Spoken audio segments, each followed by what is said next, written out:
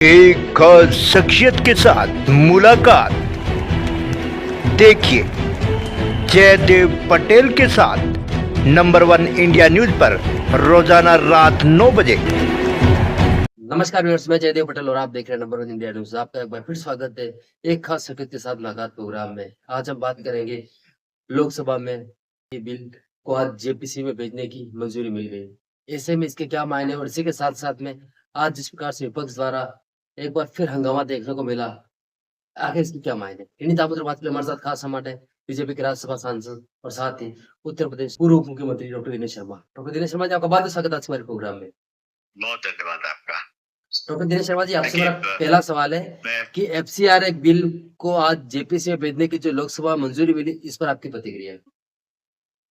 नहीं देखिए, FCRA bill का आया था, उसको जेपीसी के लिए उसको जो है ट्रांसफर किया गया है। और उसका मूल कारण ये है कि लोगों ने कहा कि ये अपनी अपनी राय देंगे, क्योंकि विपक्ष का इतना हंगामा रहा कि उसने अभी तक का चलने नहीं दिया। सरकार साफ नियति से, नेक नियति से इस बिल को लेकर आई है और उसका एक ही मकसद है कि जो विदेशी धन का आगम है उसमें उसका उपयोग क्या हो रहा है। कहीं ऐसा तो नहीं कि राष्ट्रीय सुरक्षा को खतरा हो किसी मत से, कहीं ऐसा तो नहीं कि देश में अस्थिरता के लिए उसका उपयोग किया जा रहा हो। केवल एक निगरानी के तौर पर आप अगर सकारात्मक चीज भी इसको लगाना चाहते हैं तो कोई रोक नहीं है। क्या विपक्ष की ये मंशा है कि जो लोग चाहें वो आपस में दंगे कराने के लिए या किसी प्रकार की जासूसी करने के लिए, किसी प्रकार की सरकारों का तख्ता पलटने के लिए उन धनों का प्रयोग किया जाए? अगर ये चाहता है तो ये मंशा पूरी होने वाली नहीं है।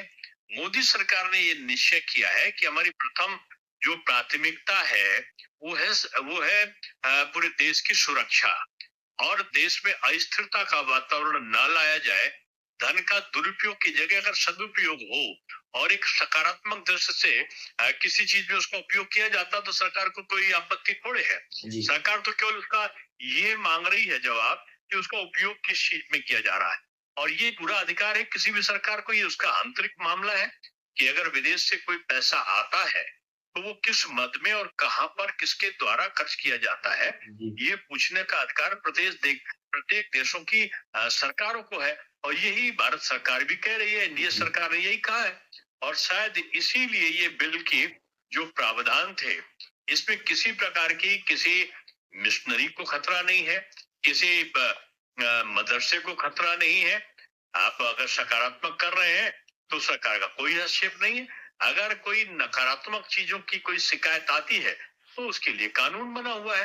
तो इसलिए ये किसी लेकिन डॉक्टर दिनेश शर्मा जी, मैं आपकी बात को थोड़ा सा और आगे लेकर के जाता हूँ। जिस तरीके से लगातार हम देख रहे हैं कि इस बार पूरा मानसून सत्र हंगामे की भेंट चढ़ गया।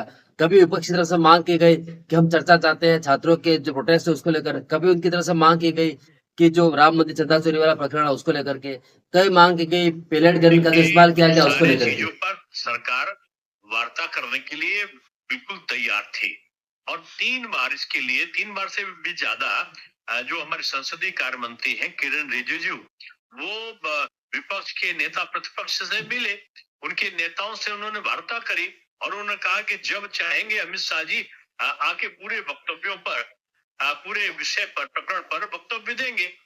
गृह मंत्री वक्तव्य दे सकता है, और उसके बाद विपक्ष की तरफ से कोई तैयार नहीं हुआ। फिर गृह मंत्री को सामने आना पड़ा और गृह मंत्री जी ने प्रेस करके कहा कि हम चाहते हैं कि विपक्ष पूरा दूसरे 3 बजे तक, दूसरे दिन भी ये चर्चा जारी रखे, हम प्रश्नावल को भी सस्पेंड कर देंगे, आओ मैदान में चर्चा करो। मुद्दा है नहीं केवल अस्थिरता फैलाना, सदन में कार्रवाई ना हो इसके लिए तत्पर रहना, ये विपक्ष का सगुपा रहा है।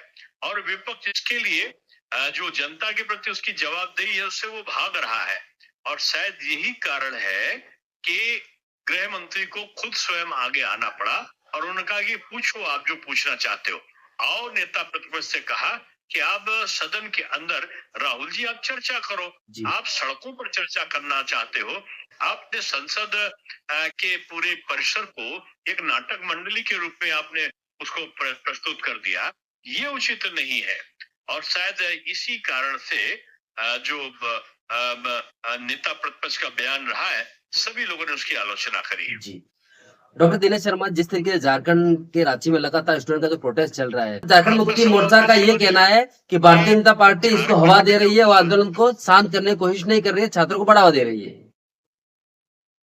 नहीं, देखिए, दो प्रकरण का संदर्भ आता है। एक प्रकरण ये है कि नीट परीक्षा का पेपर लीक होता है। तत्काल सरकार इसमें उसको सस्पेंड कर देती है और पेपर को निरस्त करने के बाद 1 महीने के अंदर पारदर्शी तरीके से परीक्षा करा लेती है, दोषी तत्वों को गिरफ्तार कर देती है, एक कठोर कानून को पास कर देती है। जब सब ये हो जाता है तो विपक्ष प्रदर्शन पर उतारे आता है और शिक्षा मंत्री के इस्तीफे की मांग करने लगता है। लेकिन यही प्रकरण से भी कहीं गंभीर प्रकरण आपके पंजाब में आते हैं, आपके कर्नाटका में आते हैं, आपके झारखंड में आते हैं और आने के बाद आप उन विषयों पर मौन रहते हैं। ये चयनित राजनीति जो है, पिक एंड चूज की राजनीति है कि झारखंड में हो तो सब अच्छा है, कांग्रेस की सरकार क्योंकि झारखंड मुक्ति मोर्चा के साथ में है। कर्नाटक में कांग्रेस सरकार है, अगर गलत होता तो ठीक चलेगा।